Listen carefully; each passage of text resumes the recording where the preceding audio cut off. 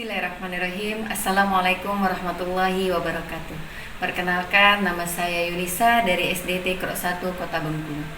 Baik rekan-rekan tenaga pendidik di seluruh Indonesia, kali ini saya akan mencoba berbagi praktik baik yang berjudul bagaimana upaya kita memahami makna dan implementasi profil pelajar Pancasila.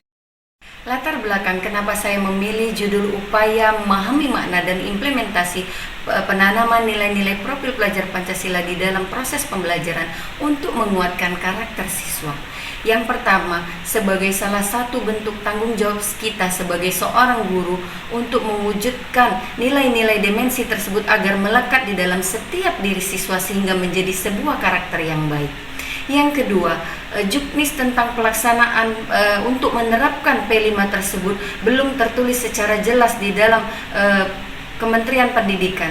Yang ada hanyalah penetapan jumlah jam bagi SD, yaitu 7 jam pelajaran per minggunya untuk pembelajaran P5. Mengacu dari 7 jam pelajaran tersebut, jikalau kita ingin mewujudkan nilai-nilai dimensi tersebut, maka sangatlah kurang. Maka secara pribadi saya berusaha di dalam setiap proses pembelajaran yang saya lakukan ada nilai tersirat sehingga ada tujuan yang ingin dicapai, yaitu untuk menciptakan atau menanamkan karakter profil pelajar Pancasila melekat pada diri siswa.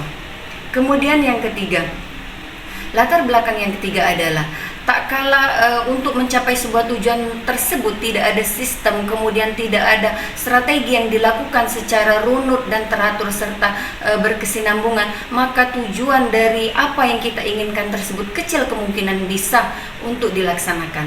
Maka dari itu saya terus berusaha untuk mencapai tujuan dari profil pelajar Pancasila tersebut bisa diaplikasikan dan diimplementasikan di dalam setiap proses pembelajaran. Bagaimana langkah-langkah yang sudah saya lakukan untuk proses pembelajaran sehingga bisa mewujudkan atau mengimplementasikan profil pelajar Pancasila di dalam setiap proses pembelajaran yang saya lakukan. Yang pertama yaitu senantiasa mengajak Ananda untuk selalu berdoa. Berdoa itu adalah proses untuk mewujudkan dimensi yang pertama, yaitu mewujudkan siswa yang berketuhanan yang Maha Esa, siswa yang bertakwa kepada Tuhan yang Maha Esa dan berakhlak mulia.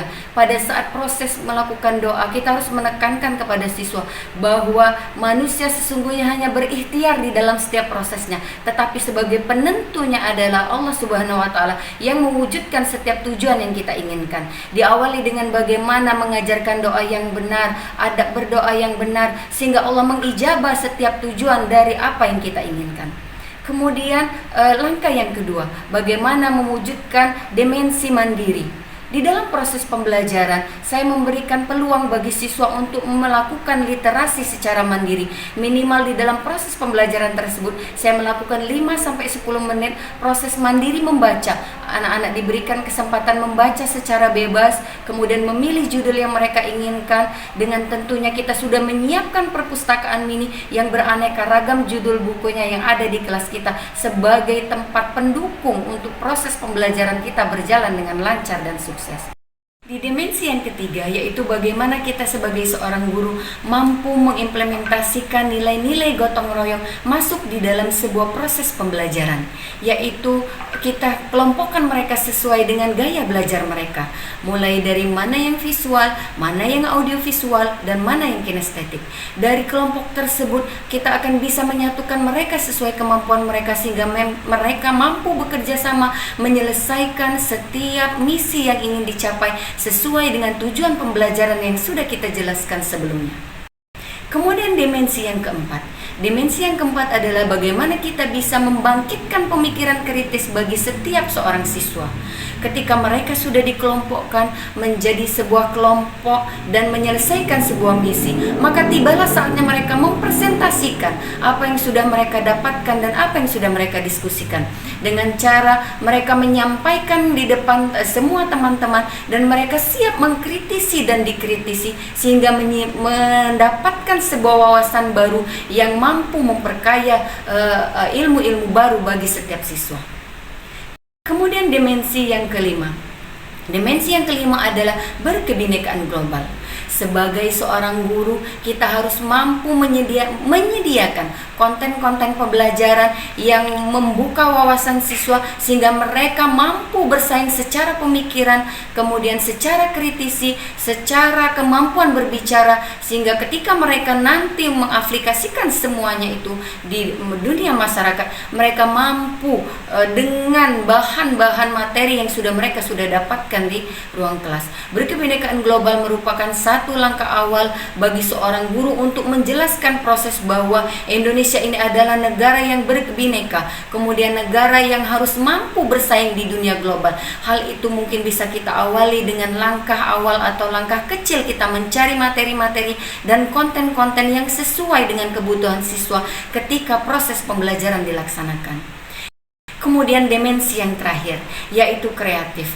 Bagaimana kita sebagai seorang guru mampu menghasilkan seorang siswa yang ketika selesai proses pembelajaran, mereka mampu menyimpulkan sendiri, kemudian menciptakan sendiri apa yang sudah mereka dapatkan.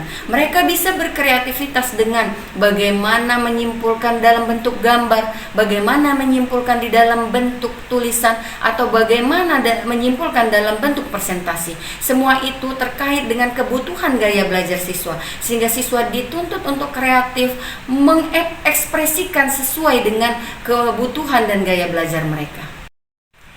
Dalam rangka mewujudkan 6 dimensi profil pelajar Pancasila tersebut, kita sebagai seorang guru harus mampu mengcover proses pembelajaran Pancasila mulai dari awal pembelajaran, mulai dari pembukaan, kegiatan inti dan penutup.